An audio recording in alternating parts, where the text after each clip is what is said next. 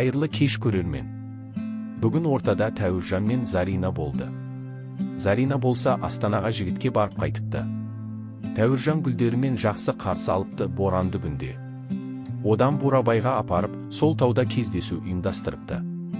Қалай ойлайсыздар, Заринаның басқа қалаған барғаны дұрыс болды ма? Гүлжанға қыздардың көздері түсіп жүр.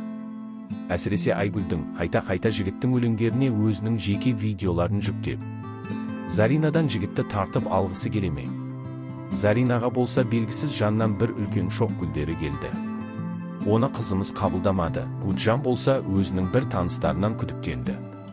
Таныстық жалғасты, пікірлер көп. Гүлжан тастап кетсе Заринаны, кейінгі үміткерлерді явны 100% айталамын қабылдамайды деп. Олар уже Гүлжан сияқты кездесулер жасай алмайды, 100% гарантия. Бір-екі кездескен жігітпен қалай оңаша басқа қалаға барады. Қызға 40 үйден тыю деген далада қалды. Айгүл жіберіп тұр гүлді.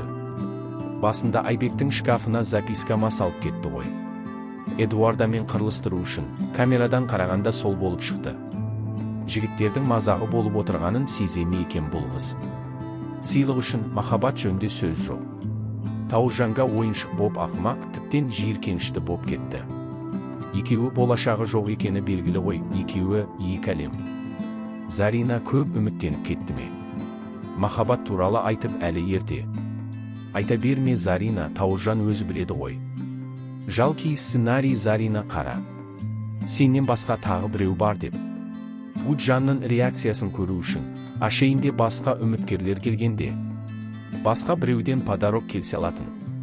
Зарина бүгін неге алмады? Жай гүл емес пе? Балауса ашейінде тықпалайтын едің ғой. Сыйластық үшін гүлді қабылда деп дейді оқырмандар.